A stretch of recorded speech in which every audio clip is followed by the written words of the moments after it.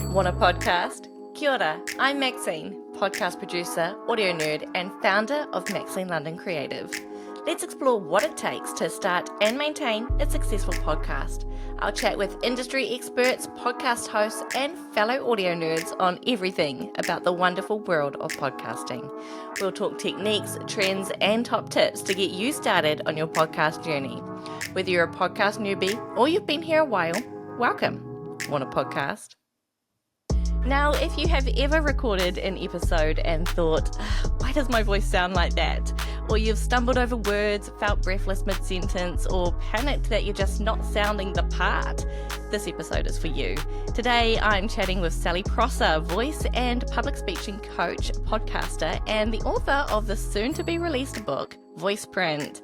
Sally is known for helping people fall in love with their voice, speak with confidence, and stop overthinking how they sound. She is a former speech and drama teacher, TV journalist, and now she's helping people find confidence in their voice and speak with impact. She's here today to help us unlock the full potential of our voice behind the mic. We're going to dive deep into voice prep, storytelling, connecting emotionally through audio, and how to care for your voice like the powerful instrument that it is.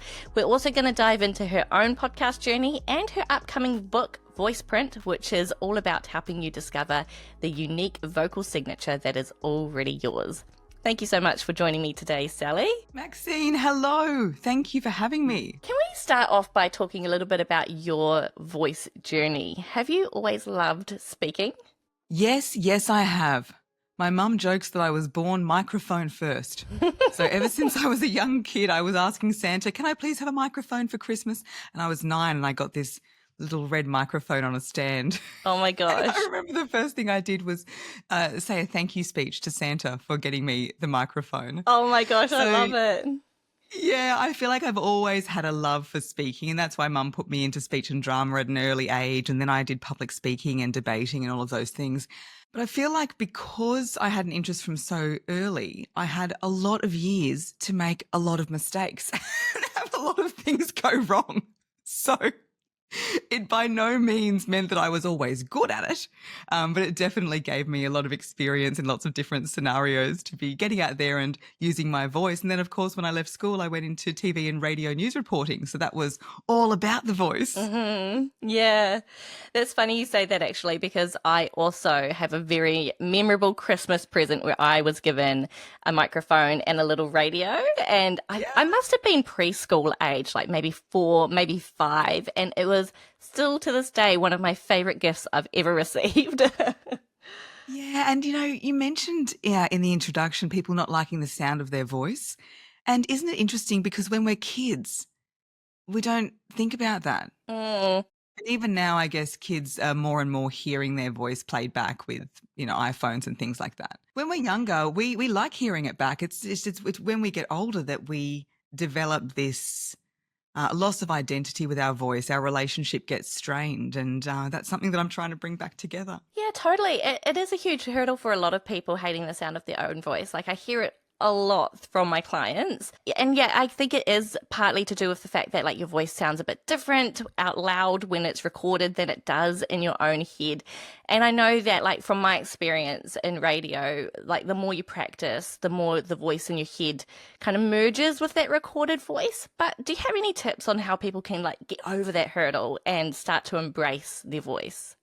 Yeah. Oh my gosh. I joke that I have claw marks on the inside of my office door from people like, not liking the sound of their own voice. And I'm like, no, I'm holding you hostage until you love it. This is my job. It's a thing called voice confrontation. And the reason we sound different is because when we speak, it's like it's inbuilt shower voice. Your voice always sounds good in the shower because we're hearing it through bone conduction. Like we're hearing it through our skull. Mm. Whereas when we hear our voice on a recording, it's coming through the air. So we're hearing it through air conduction and it never sounds as good. Right? So we always think we sound better.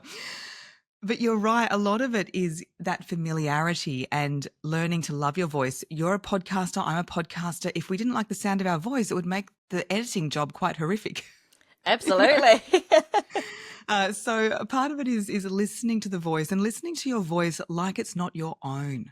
So record something to your phone and play it back and be like, this is not my voice, this is a friend's voice, and listen with Mm. love. Mm-hmm. Because it can be a like psychological shock, can't it? Where we hear a voice and we don't feel that connection. We're like, oh my gosh, is that us? Mm. So learning to love our voice is closely linked to learning to love ourselves and developing that self-love relationship where we're not so hypercritical of everything we do. True. I hadn't thought about it that way, but that is actually a great point. And I think in New Zealand, definitely, and possibly in Australia as well, there's this thing called tall poppy syndrome, where we're kind of conditioned from a young age to kind of hate on ourselves a bit. And I think that as we grow older, like you say, as we were kids, we didn't really have this so much. But as we've grown older, we've kind of been conditioned to like, why do you like the sound of your voice so much? You know, like you shouldn't like the sound of your own voice. You need to like be quiet a little bit. And Yeah, come down a notch. Absolutely. Tall poppy syndrome is a thing in Australia as well. And I've even had people in workshops. So I run corporate workshops and I often ask that question, who likes the sound of their voice? And I once had somebody come up to me in the break and say, oh, Sal, I actually really do like my voice, but I could not possibly say that in front of other people. So you're absolutely right. There's this feeling that we have to be self-deprecating. And look, I'm all for a bit of self-deprecation. If you read the book, you'll see that like most of it is self-deprecating jokes. But it has to be a joke. The thing is when the joke actually impacts how you feel about your life and the goals that you reach. You're in business and, I see so many business owners, especially women, holding themselves back from doing what they want to do and making the impact they can have because they're like, oh, what will Jenny from primary school think? Or, I don't want to look like I'm too big for my boots. And so I'll just, hold back. It's like far out at the end of your life. These are not the things that you're going to regret. They're not the things that you're going to worry about. So there's definitely a difference between confidence and arrogance, between assertiveness and aggressiveness. So I think that it's just us learning to find that balance and walk that fine line so we can absolutely be self-confident without coming across like we're totally up ourselves. Totally.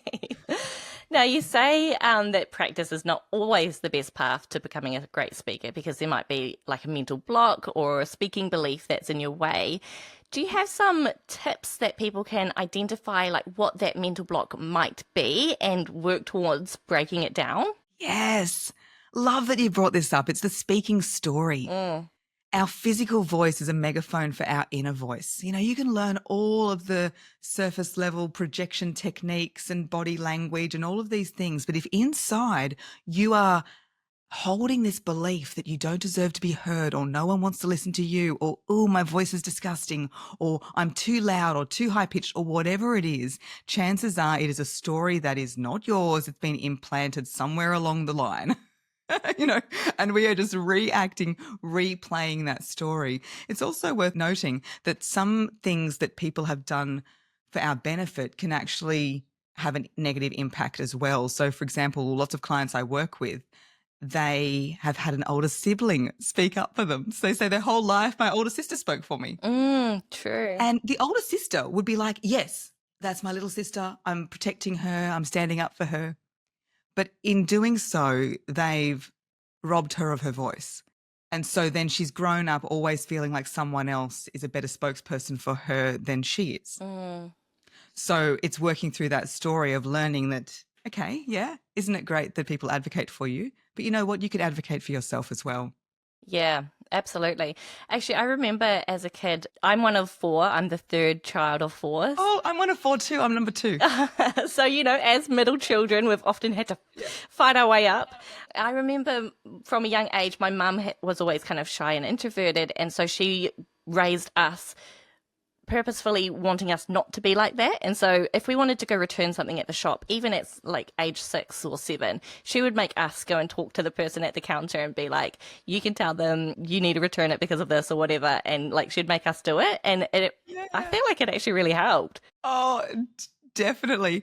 One of my favorite stories is Bill Gates, who in the documentary, his sister talks about this, how he spent lots of time in his room as a little boy doing, genius computer electronics works.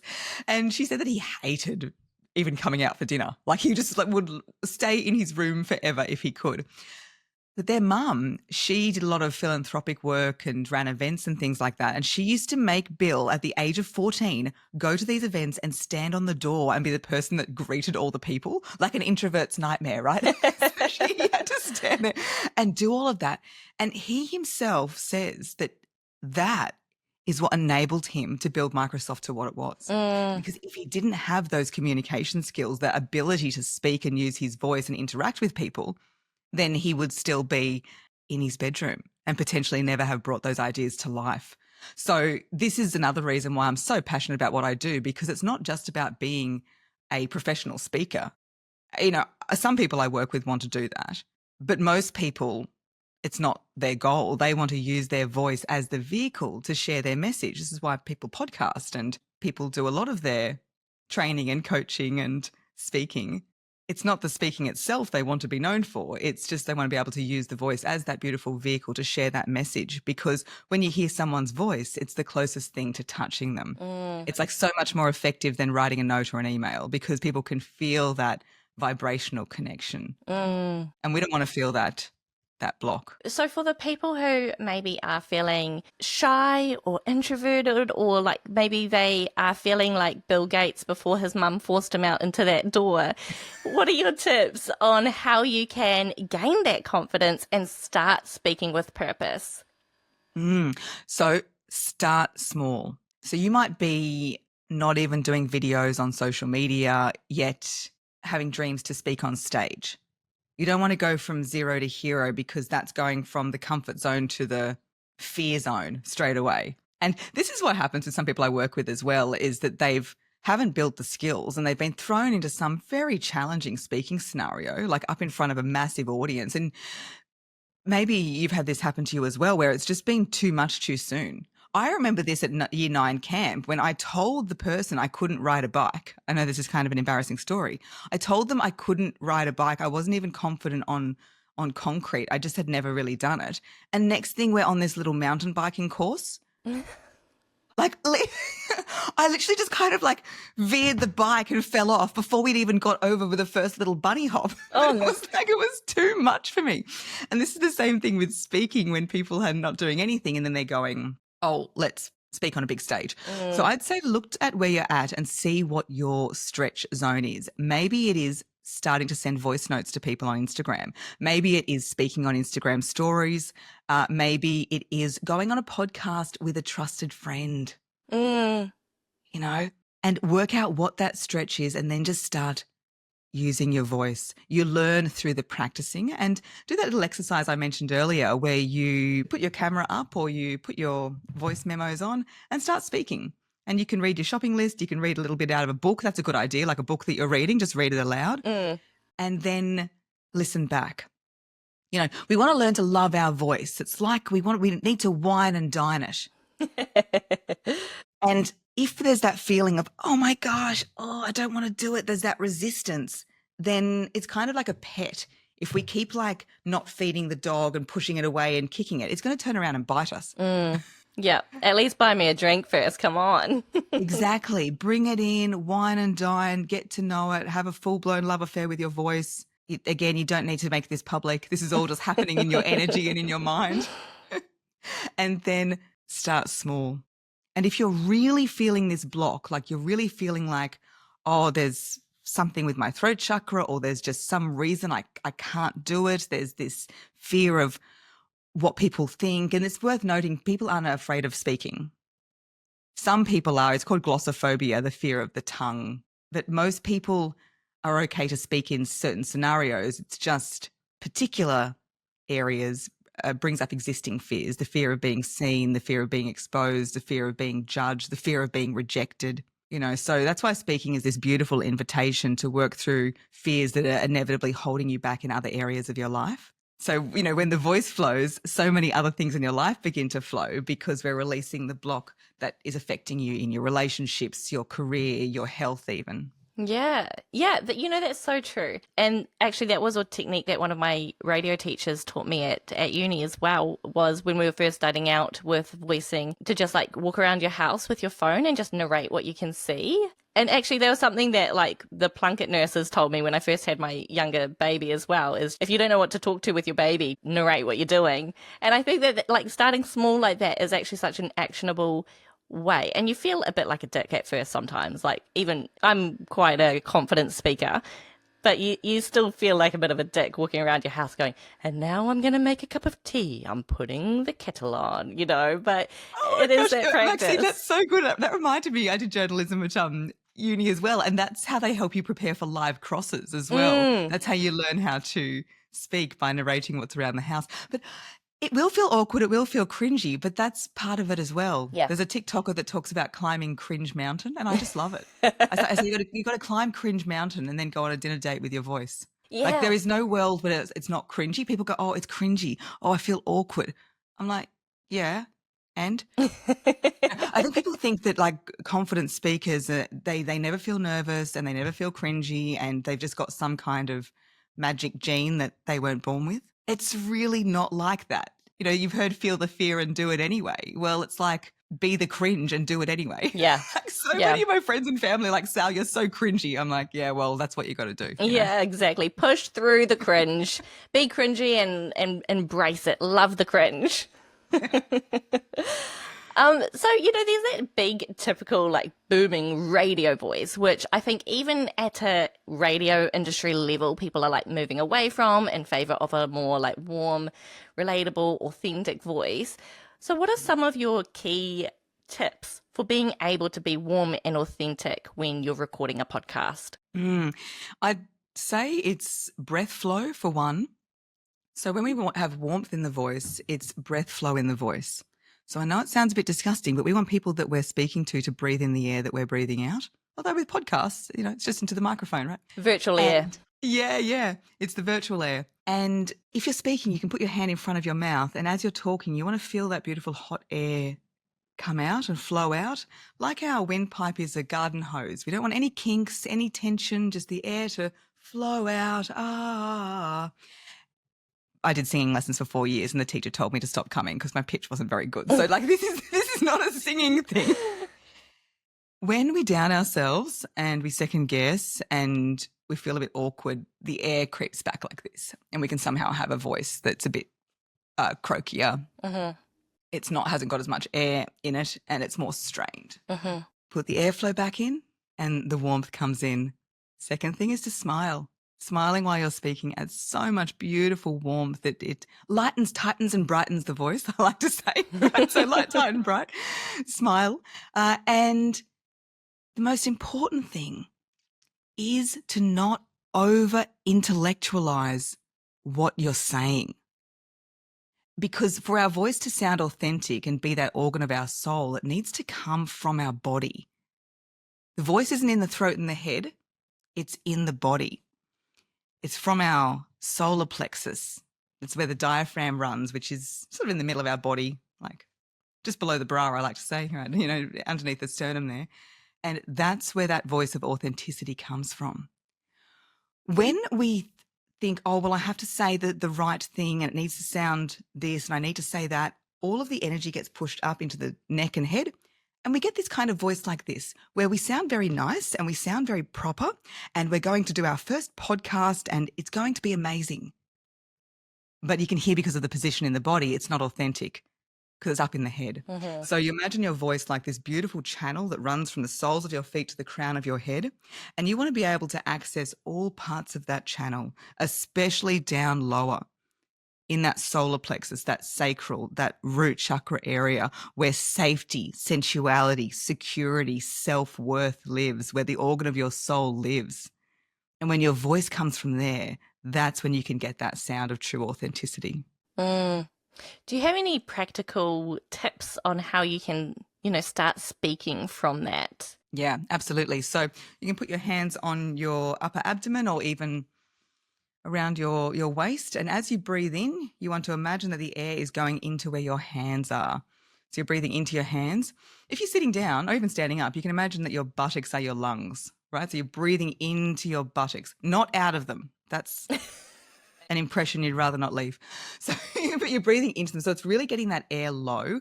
And this can be challenging, especially with years of conditioning where it's like, suck it in, sit up straight, And you can see, like, if you want to look skinny in an Instagram photo or something, you breathe nice and high, hold it in. Even Pilates, right? So if you do a lot of Pilates, you're often told to engage that core. For speaking, we want to relax that area, get the air nice and low. We hold so much fear and doubt in the body, more than what the mind can even be aware of. And I've definitely been in survival mode in parts of my life, Maxine. I'm sure you have as well. Everyone listening, you can feel when your body is in constant survival mode, and that whole area will tense. It will make it quite challenging for the air to go down there. So breathe nice and low.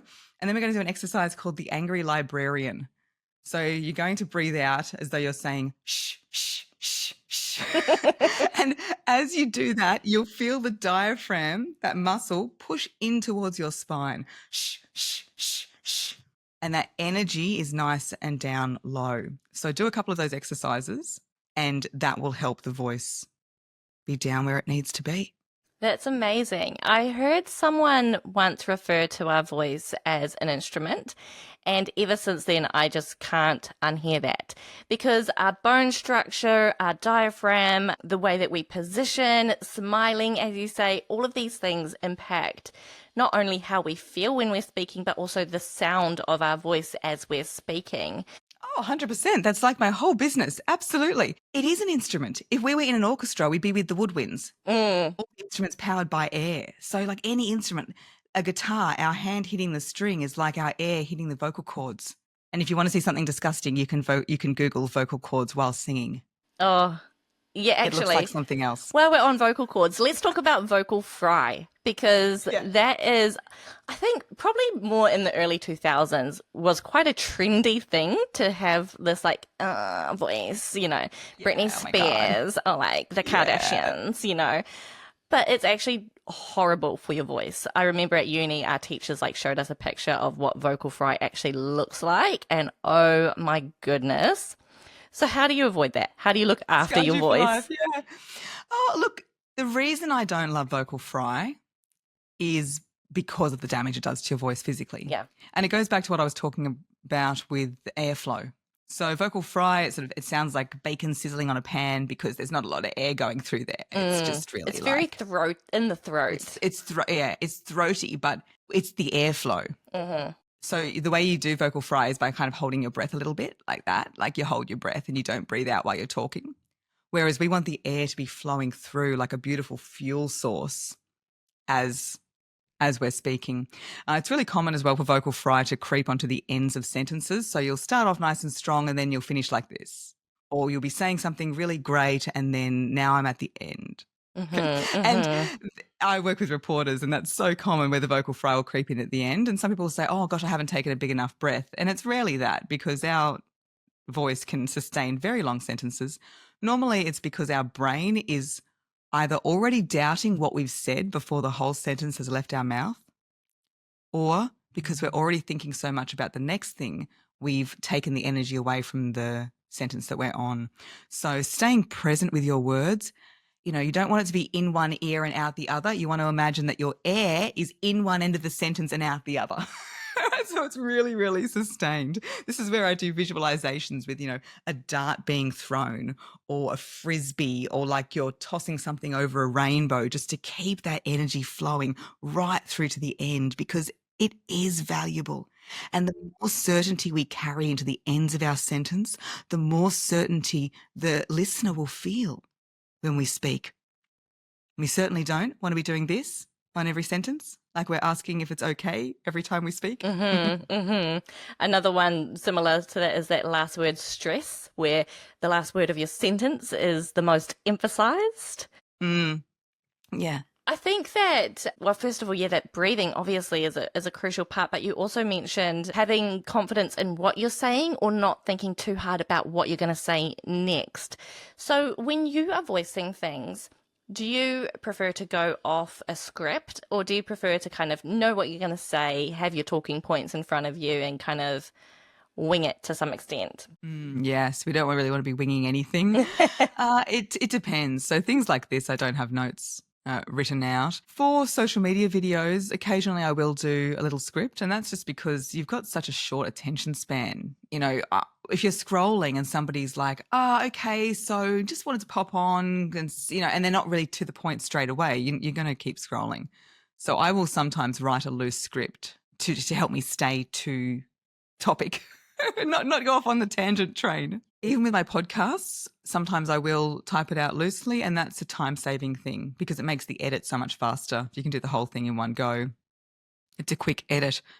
The caveat is I have a lot of experience with scripts, from being a reporter, from speech and drama, from everything I've done. So when I tell people I use a script, a lot of people are surprised. They're like, hang on, it doesn't sound like that. Because in the script, I'll write, and so this just came to mind. Like I write different filler words and segues and nuances in the voice that you wouldn't write. If you don't do that, then you're going to sound robotic, because if you're going directly off a script and not using any of the vocal nuances and phrases that we do in conversation, then it's going to sound unnatural, because you're going to use a pace that you don't normally use, words you might not normally use. You're not going to pause as naturally, and you're not going to have any of those organic voice giveaways, as I like to say. The time when you go, oh, someone's there. When I first started my business, this is about 7 years ago, I did a webinar about, I think it might have been about breathing actually, come to think of it. I'm taking people through this exercise where you hang down like the rag doll in yoga, and then you slowly build up your spine, vertebrae, and I could not for the life of me say vertebrae by vertebrae. Anyway, so I'm like, oh my gosh, I'm a speaking coach. They're going to think I don't know what I'm talking about. This is so terrible. They're going to log off, ask for their money back. By the end of the day, the business is in ruins. I'm going to be on the street eating cat food out of a tin. Like, it was like full catastrophizing. Someone comes off mute and was like, sorry, Sal, are you live? And I was like, yes, hello, I'm here. And they said, you delivered it so perfectly. We thought it was a pre-record. Wow. Like, we didn't know you were there. And they loved it. And it taught me such a great lesson. People don't want perfection. They want realness. Yeah. Every time. You would 100% rather somebody made a little error or a little bit of something that in your mind wasn't perfect than the other way around. And this is one of those speaking stories that is so common, and often it's from school, where we're told that we have to speak slowly and speak correctly to get a good mark. And so then when we speak, we're like, oh my gosh, I'm being tested. And unless everything is said perfectly, then we've done something wrong. And especially with the rise of AI, the chat GPTs and all of this, we want to more than ever know that we are hearing your voice more than ever. The AI is getting so good. I've tried it. It moves your mouth in time with what you want to say with your voice. It's really crazy. Wow. So with that in mind, sort of, what I'm trying to say. Like I want to put these things in. Yeah. Yeah, I think there's something that I talk to a lot of my clients about who are maybe just starting on their podcast journey. And I know that when people aren't experienced with speaking and they're reading from a script, either it can sound super robotic, or it can trip them up, because as they're reading it, if they get a word wrong, they start to kind of freak out and be like, oh shoot, I need to start again. I kind of like to tell people to have some talking points and know what you want to talk about, and just go with the flow and go with where your voice wants to take you. Yeah, absolutely. So if people do stutter and stumble while they're speaking mid-sentence and they are struggling to recover, do you have any tips on how to get through that and how to move on? It totally depends on the context. So if you are recording a podcast, say, for example, and you get the stumble gremlins and you're just like, I don't know, the more I try to get this sentence out, the less that it's coming out. Oh, yeah. Or if it's a pre-recorded video on social media and it's the same sort of thing, that's where I would say, put the microphone down, stand up, walk out of the room, walk out of the house, go and get yourself a cup of tea, reset the energy. Yep. Reset the energy and come back to it. If you are in a situation where there is no going to get a cup of tea, like it's alive. So it could be a live speech, I suppose, live presentation. I'm even thinking in terms of podcast guesting, but most podcast guests, well, I know when I do my hosting, and you've said the same thing, Maxine, if there was some kind of disaster, you'd just stop the recording and we'd just carry on, you know. But here's what I'd say. So you're in the moment. You can't start again. You have to keep going. Like when I've been live on TV and there is no cutting. I have been on radio a couple of times and just hit the ads button. Which is like technical difficulties, when really it was like the Australian Open and I was just like stumbling so badly over all of the names and I was like panic. That only happened once and then I learnt my lesson. Oh no. This is where what it means is so important. So if I stumble, that means what? And if you start going down that path of that means I'm terrible, that means I don't know what I'm talking about, that means that they'll think that I don't know what I'm talking about and I'm not competent, then that will trip you up further. Yeah.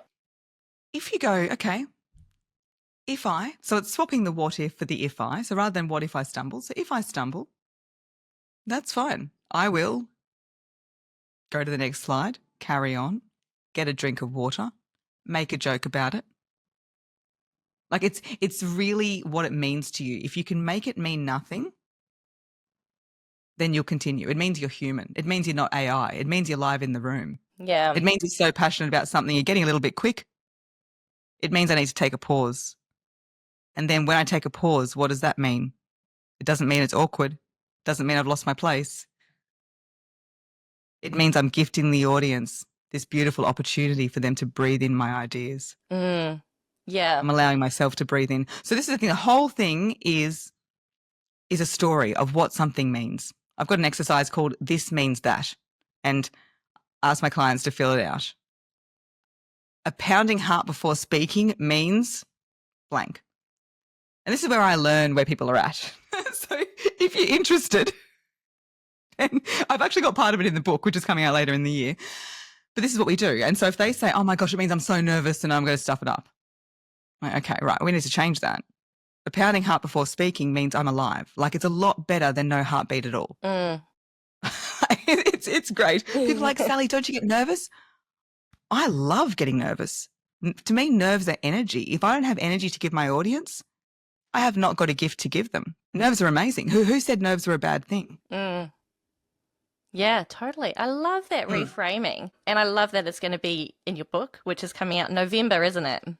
It is. It's coming out November 25th. Pre-sale will be available a couple of months before that too. Very exciting. We'll pop the link down in the show notes so you can make sure that you are in it, because you don't want to miss out on what's going to be an amazing book, I'm sure. Now, you also talk about the 3 B's that you can do when you're starting off, to start off on the right foot before you push record. Can you talk me through what these 3 B's are and how they can help people get started with confidence? Oh, yes. My favorite topic. Your sound is sabotaged or supported before it's even made. So you're sabotaging your sound or supporting your sound before you even start talking. So much of it happens in the background, and all of these 3 B's are there. We've spoken a lot about one of those B's. The first one is actually all of them. The first one is belief. Belief. So your beliefs will drive your thoughts. Your thoughts drive your words. It's like the Gandhi quote, the words drive your actions, you know. It's all linked. So the first thing you need to do is give yourself a little pep talk inside. I've got this. I can do this. People want to listen to me. Look in the mirror. Say, you and me, we're going to slay the day. Today I choose an ally, not an enemy. Love it. So it's really like getting yourself in that frame of mind. Do what you need to do. Listen to the music you need to listen to.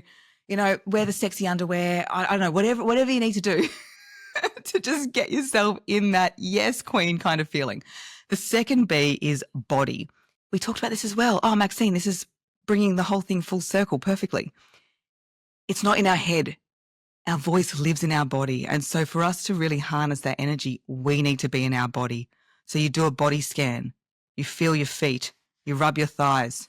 You squeeze your buttocks. That's a good one because it's a big muscle group, but people can't really tell if you're doing it.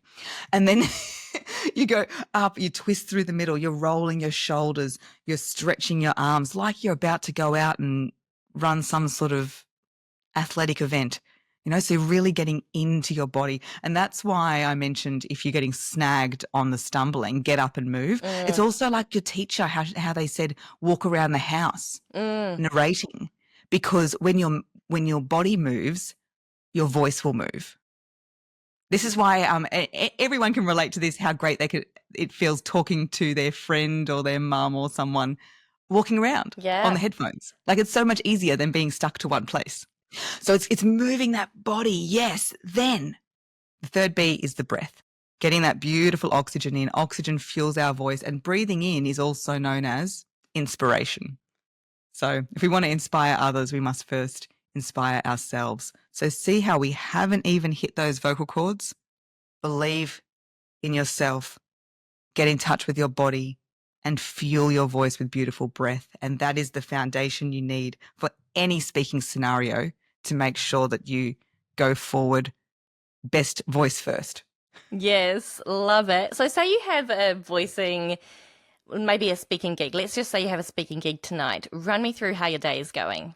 Oh, well, the speaking gig, when it starts, imagine that is the aeroplane taking off, right? That's departure time. So you wouldn't get to the airport at departure time. If you're even cutting it a bit fine, I don't know if anyone's been like this with the airport, but it's like, it's hectic, okay, trying to get through. It's much more calm if you've got time. So you're going to backtrack your day just like a flight. So things like, and it depends on how important this gig is. If it's a big gig, don't schedule things during the day. I've heard people who had to speak at an event, but they've had a client up until right before they had to leave. I'm like, what are you doing? Or big executives I work with, they've got to present to the board and they have people filling out their calendar right until their board meeting time. Imagine it's travel time. If you had to get to that airport, no one's booking in that time in your calendar. And if you're ever feeling like this is a bit over the top, Tony Robbins, his preparation is about 8 hours. Starts with cold plunging, hot plunging, voice warm-ups, jumping on the tramp, this and that. So you work out what it is for you. And that involves, what are you drinking? What are you eating? Timing your eating. Because you know how people say, oh, I can't eat before I speak. Well, yeah, you might not be able to eat like 3 hours before you speak, but if you are speaking at night and you haven't eaten all day, you're going to pass out. So it's like, it's timing the eating. It is timing your movement, really try to get a workout or a walk in. And the content preparation comes early, but right before it, you do not want to be looking over your notes. That is telling yourself that you don't know your content, and it is taking away the trust in yourself. So confidence means trust. Confidence means to trust. And right before we go on, we want to prepare our energy and our voice, not our content, because we know our content. We trust that we've done that preparation. And that's why right before it, it's like the 3 Bs. Yes. The belief, the body, the breath, the voice, the energy, because your energy will always speak louder than your words. And we've seen this play out. You've practiced and prepared and gone over it a million times and got up there and frozen and flopped, and it's just been a bit of a disaster.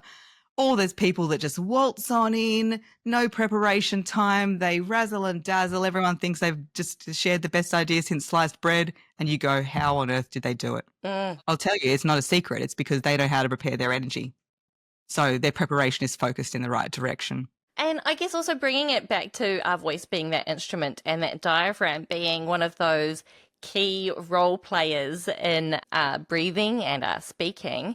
How can we prepare and look after our diaphragm before we go and speak? Oh, exactly the exercise we did before, the angry librarian. So it's getting the air down there and it's just engaging it. So shh, shh, shh, or ha, ha, ha. If you're feeling nervous and anxious, often just remembering to breathe is the best thing you can do. So don't worry about, oh my gosh, is it 4 in, 4 out, this, that. Just getting that breath low is really going to help. And also, if you are someone that gets a pounding heart, so I often get a pounding heart, bringing a bit of air into the chest can also be quite helpful.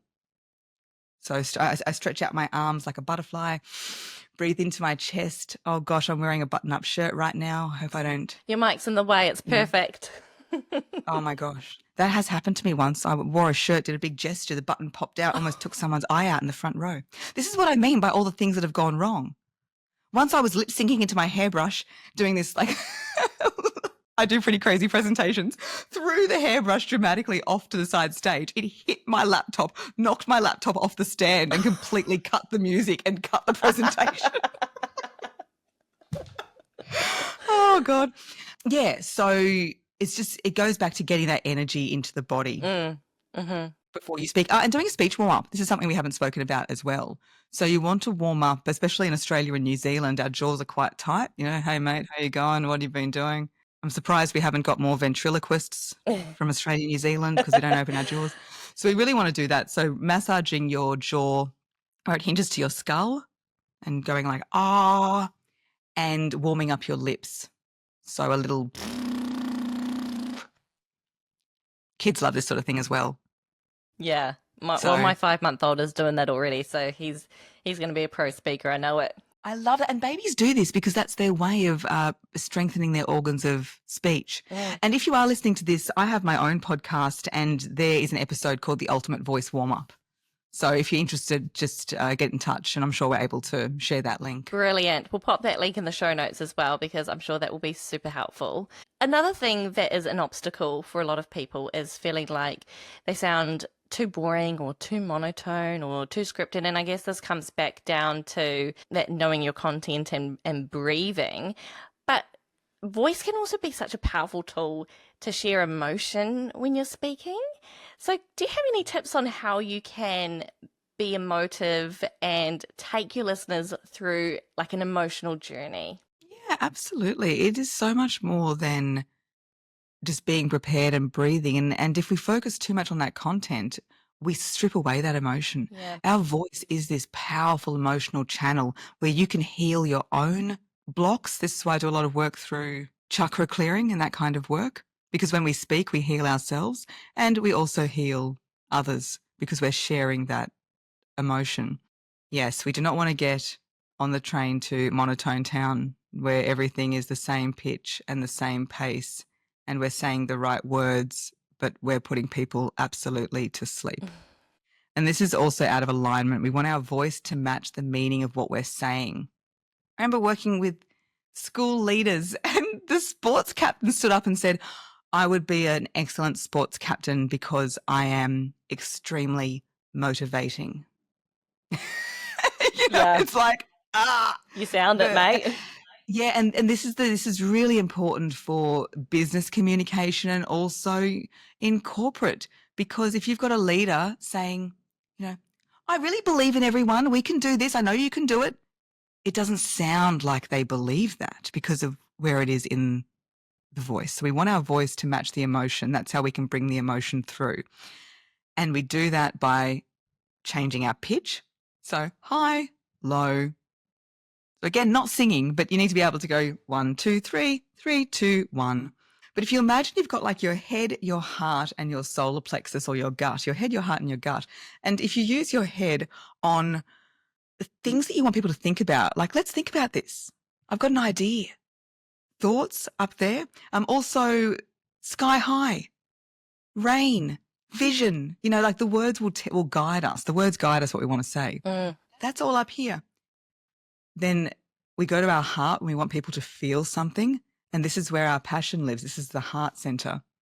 If we care about something, we talk about it here. And then if we want people to do something, that call to action, we go even lower into our solar plexus. You've got this, you can do this. And also low is like, deep down. Yeah. The details decrease. And then you use them all to match. So you might say, I'm really keen to get your ideas because I care about what you think and I believe that we can make this happen. Yeah, that's I haven't heard of it put that way before. And I think also body language and facial expressions, because I could see as you were talking through those different emotions, your body language and your facial expressions changed as well to match that. Which, if people are listening to a podcast and not necessarily watching, they're not going to see what body language or facial expressions you have, but they can hear it in your voice. Oh, absolutely. You can't separate it. If you want to be integrated and aligned, it all works. I know that people are listening But I would not be able to get this sound in my voice without moving my hands, moving my face. It's all one. It all is this beautiful, aligned, authentic message. Mm-hmm. You know, I had one client who she was concerned about her crow's feet, like her wrinkles. And so she was just like, didn't want to make any facial expressions because Oh, no. she's like, oh, no, it doesn't look right. And it's like, well, this is another example of these little things in our mind that prevent us being as closely aligned to our voice as we need to. You know, and pitch is one of the expressions. We've also got pace. I find that people are afraid to change their pace, and we get into this speaking situation that's like a metronome. And it's partly because in school we were taught that speaking slow is good. Speaking fast is only a problem if people can't understand you. So if your articulation is really good, you can use pace to sound excited. You know, if I'm really keen to share something with you, I'm going to speed up. But if I'm sharing with you about one of my favorite animals, the sloth, 3 meters a day. A sloth moves 3 meters a day. Yeah. True story. And it's something that would not work if I was like, the sloth moves 3 meters a day. Yeah. You'd be like, hang on, that doesn't sound very slow. So you're trying to match it. And same with volume. If I'm going to tell you a secret, and this is really good for podcasting because the microphones are so sensitive. So if you want it, podcasting is already very intimate. You know, you're in people's ears and you're in their homes. If you want to get it even more close, you can go quieter. And then you can contrast this with, oh my gosh, I have an announcement today. Just make sure you bring your voice back from the microphone. Otherwise, you're going to get some sort of crazy level shift. Let's bring microphone technique back into that one. Absolutely. I think also another good one is silence. Now, my background is radio, and radio folk are definitely scared of using silence because it can be like dead air. You don't want anyone tuning dead air on. Is the devil. Yeah. Absolutely. But it can also be such a powerful tool. So can you talk me through how you can use silence in a storytelling context and do it wisely? Oh, yes. Here's the thing with radio, Maxine, we are on the same page here. It was drilled into us because if people hear silence, the first thing they do is change the station. Exactly. Exactly that. Yeah. But with podcasting, there has to be a pretty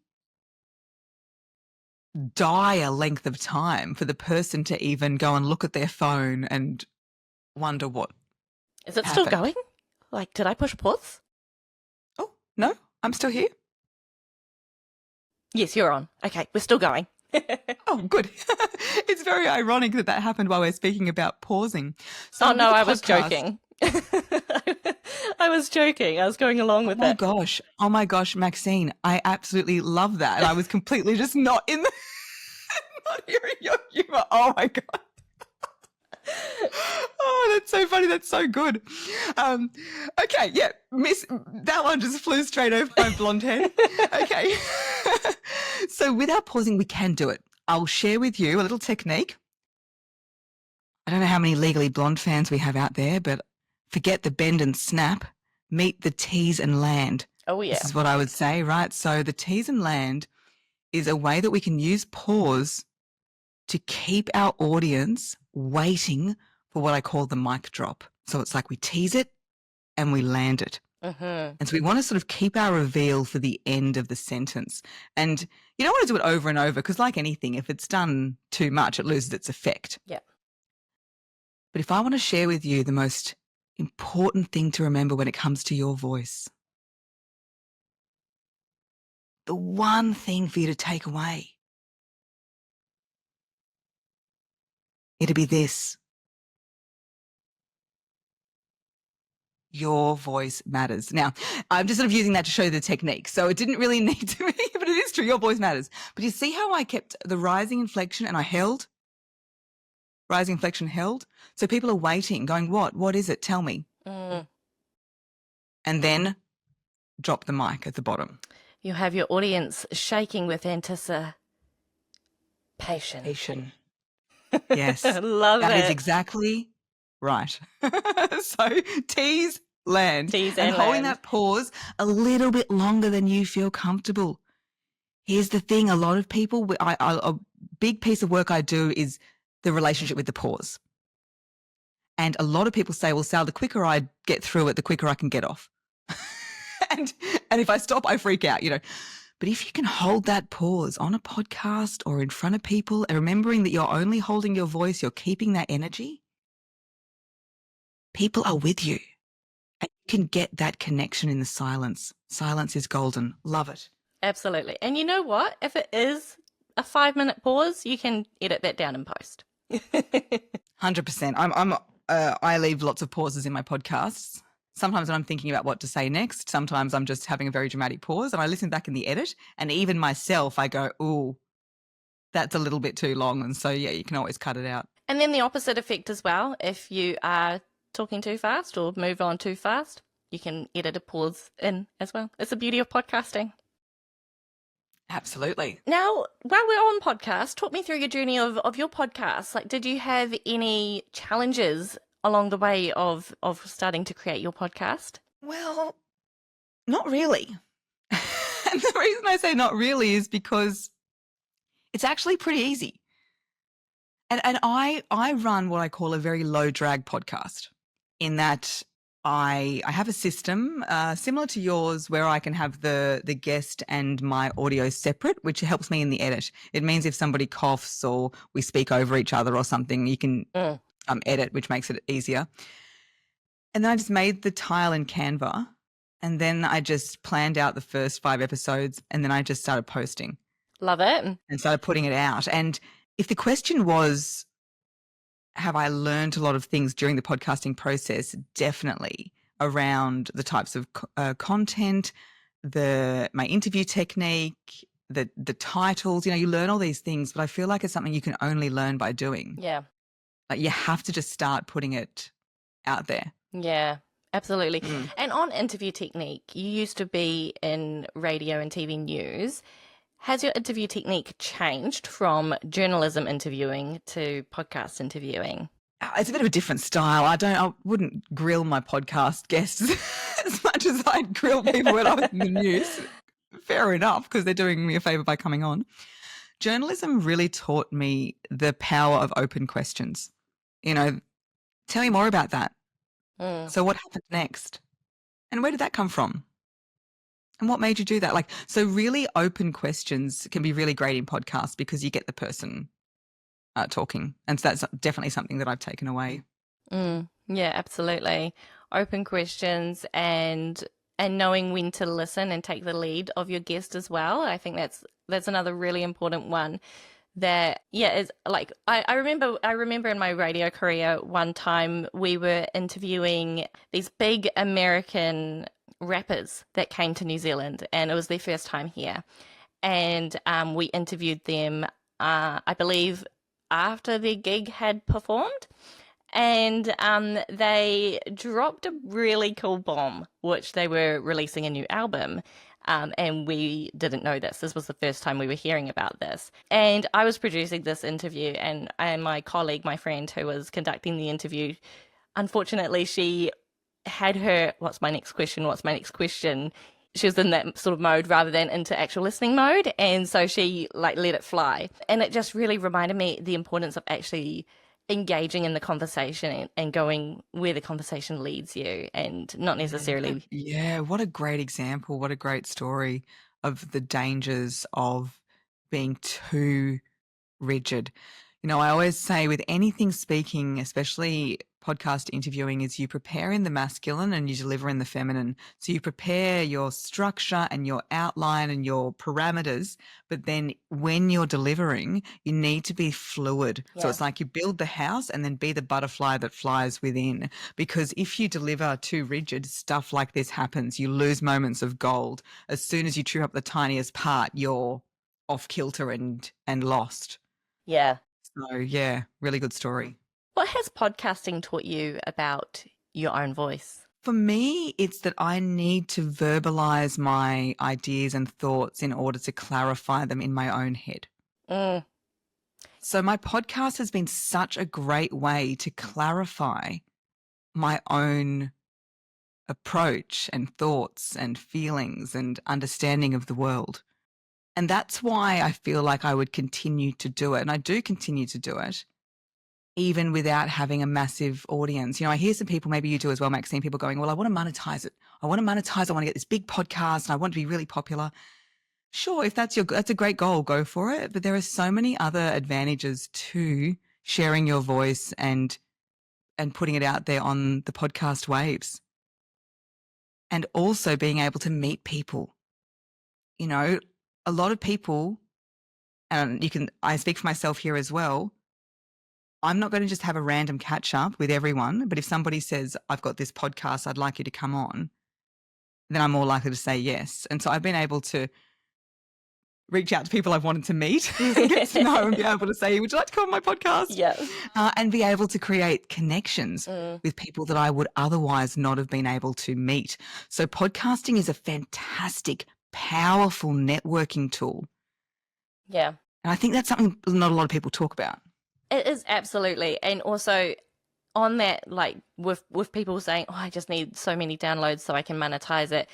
The thing is with podcasts is that because it's so intimate, we're right in their ears, we're creating a one-on-one relationship with their listener as well. And so our audience is so trusting of us. If they're going to come back and listen to more episodes, they trust us to give them what they're here for.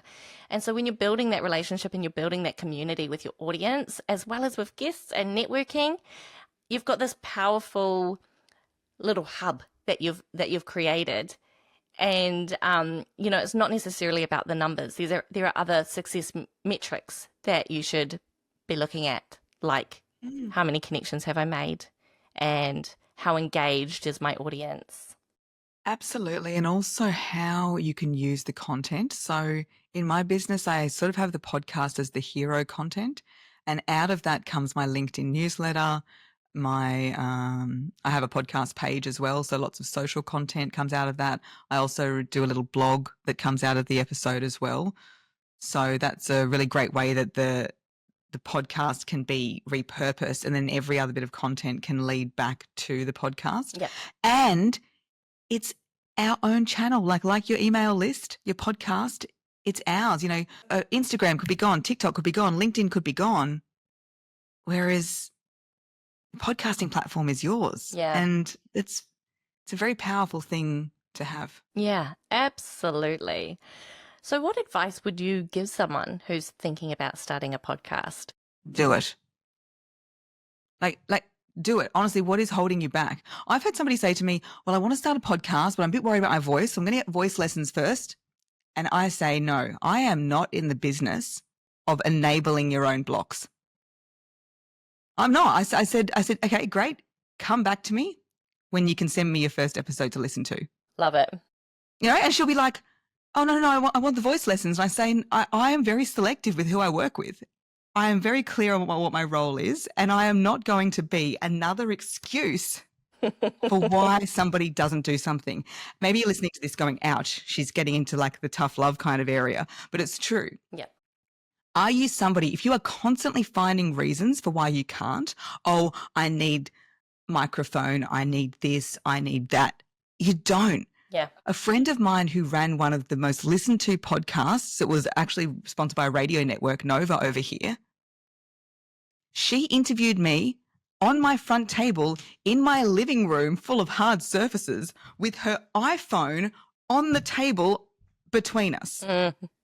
Now, the audio person inside me is like, oh, should we move into like at least the bedroom or something with soft furnishings? So I'm thinking like this audio.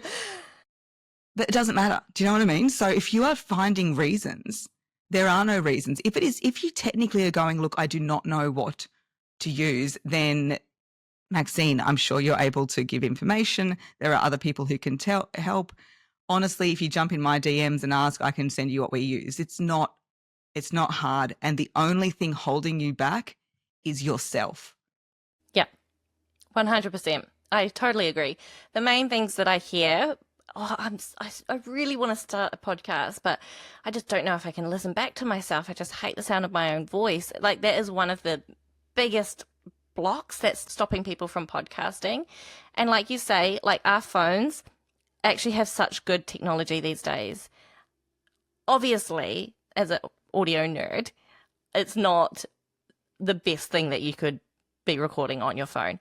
But it's actually pretty decent, and you can get away with quite a bit recording on your phone. So if it's technology that's blocking you, there are so many things that you can do that's free and really accessible. But if you just can get over that first hurdle and just get started, you can improve, you can upgrade as you go. But if you can just get started, that is, I think, really key. Oh, it's so key. And, how can you expect your voice to have influence if you don't feel like your voice has influence? Like if you don't love your voice, I can't listen to my voice. Well, if you can't listen to your voice, then how are you then wanting other people to listen to your voice? The Top 5 Regrets of the Dying, which is a great book by Bronnie Ware, she interviewed hundreds of people on their deathbed and asked what they regretted. And the number 3 top regret was, I wish I had the courage to express myself. Wow. The first one was, I wish I'd lived a life true to me, not what other people expected of me. So that's kind of with this as well. Number 2 was, I wish I hadn't worked so hard. Yeah. But number 3 is, I wish I had the courage to express myself. You're not going to be there going, oh, I really hate that I started that podcast because I had to listen to my awful voice being like spoken back to me, and it was a really terrible traumatic experience. It's sort of, if these blocks are holding you back, find someone. This is the coaching I do. I sort of see myself as you are the most amazing website. I'm like a plug-in just helping you release the voice, clear that blockage, express what you're here to express. Because how much longer, how many more days, how many more weeks, how many more years are you going to have these stories that stop the world hearing what you want to share, that's going to stop the people you can help accessing the message you have, where you're going to stop yourself from having freedom and income and leaving that job or leaving that person or setting an example for your kids? Because this is what it's all about. It's about using your voice for those moments that really matter. Yeah. There are people who don't like the sound of their voice, and when they die, their family has no voice messages from them or no recordings of them because of that. Yeah. And I've been in that situation. So if you won't use your voice for yourself, use your voice for others. Yeah. So you've got that gift to leave behind. So important. Such an important reminder. And honestly, I think, we've all got stories that are worth sharing. And if that is something that's preventing you, does anyone even want to listen to me? We've all got these self-beliefs that can be holding us back, but I think it's easier said than done sometimes to be like, just do it. Just, you just need to take that first step and just, do it. You're not going to regret it. But sometimes I think that's what it is as well. You need to just get into action. You need to get some perspective. There's that song I used to love where it goes, if the world was ending, you'd come over, right? I don't know if you know that song, but it's like, if the world was ending, if somebody had a gun to your head, if somebody was threatening your children, you would stand up on that microphone and you'd give the best speech you've ever given. You would. Self-doubt, this is why I say for Australia and New Zealand especially, self-doubt is a privilege. Self-doubt is a privilege. Generally, people can have employment and they can live their lives while hating their voice and being scared of speaking and not doing what they say they're going to do. In many parts of America, people say, oh, well, Americans are so confident. I'll tell you why. It's survival. If you were in America and you don't go in there and you don't sell yourself and you don't share like what you have to offer, I'm getting emotional with this because I see it. You don't have a job. You don't get employed.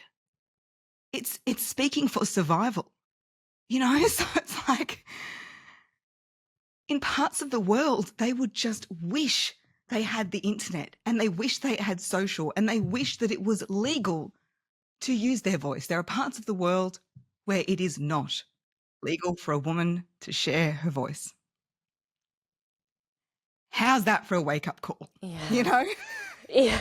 So this is how I think. If I have an opportunity to share my message and I have the technology and the privilege to be able to do it, then God damn it, I am going to do it. I am going to get to my little soul council when I die and I'm going to say, guys, I did it. Yes. I went for it. Oh, we're in there with the tough love today.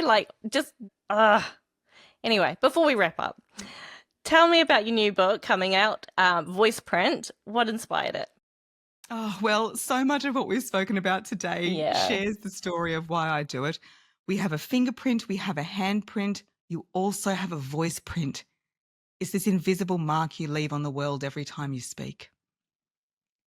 And the goal with the book is for people to value their voice and know that it matters.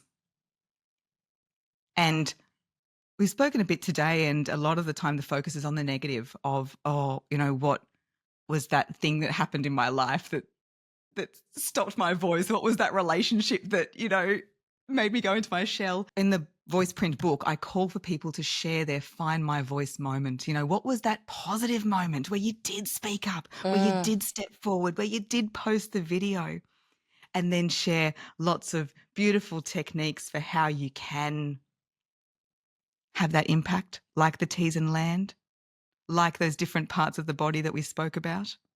And then it finishes up with this rallying call to leave your vocal legacy. Because when we speak, it's not just speaking for us, it's speaking for those before us, it's speaking for those after us. And when we can put our voice forward and change not only our own lives, but the lives of those around us, it is such a powerful thing. So you have to read this book. Absolutely. The link will be in the show notes. It's coming out November 25th, did you say? Sure is, and pre-sale will be open before that. Amazing. Oh my goodness, I cannot wait to get my hands on it. Thank you so much for joining me today, Sally. It's been such an insightful conversation, which I'm sure is going to help so many people embrace their voice, or at least start the journey and get on that road where they can feel confident in their voice. Thanks so much for having me. Thanks for listening to Wanna Podcast. If you got something out of this episode, give it some love. Subscribe, follow, share it with your friends, or leave a review. It all helps to get this podcast into the ears of those who need it. If you're keen to connect, check out Wanna Podcast or Maxine London Creative on Instagram, or head to maxineLondonCreative.co.nz. Check out the show notes for links. Thanks again for being part of my community. See you next time.